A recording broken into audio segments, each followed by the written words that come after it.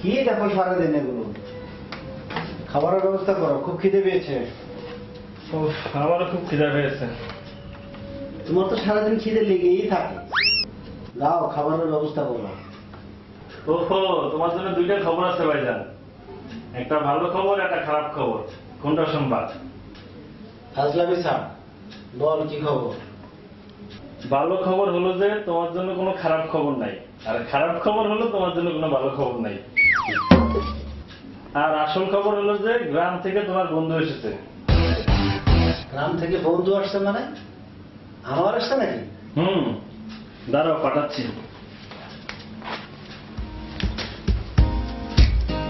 I used to believe we were burning on the edge of something beautiful, something beautiful.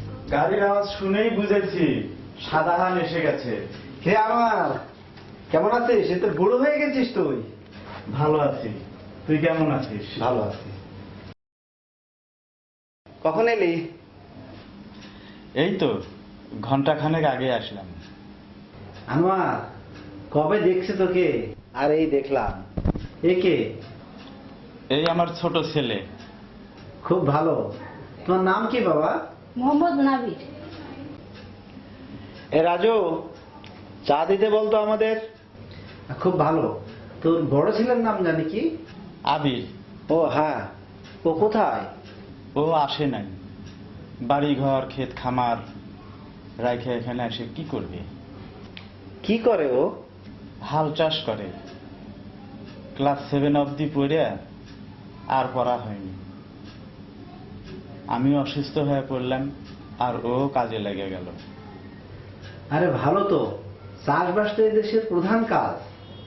না রে, এখন আর চাষবাস দিয়ে কিছু হয় না। নিজেদের জমি না থাকলে ঘরে কিছু তোলা যায় না। সাধারণ একটা কথা কই। কি বল? জানেন, না না চা না বাবু, তুমি নাও বাবা।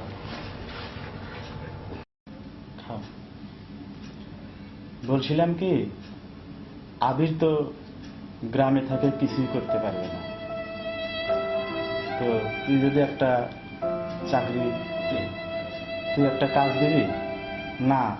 যদি পারো তাইলে। আচ্ছা আচ্ছা দেখি। ও তো ক্লাস 7 পর্যন্ত পড়ছে, তাই না? হ্যাঁ, তবে চালাক চতুর আছে। যদি একটা কাজ দাও তো। তুই চিন্তা করিস না, তোকে জানাবো। তোর ফোন নম্বর তো আছেই। হুম।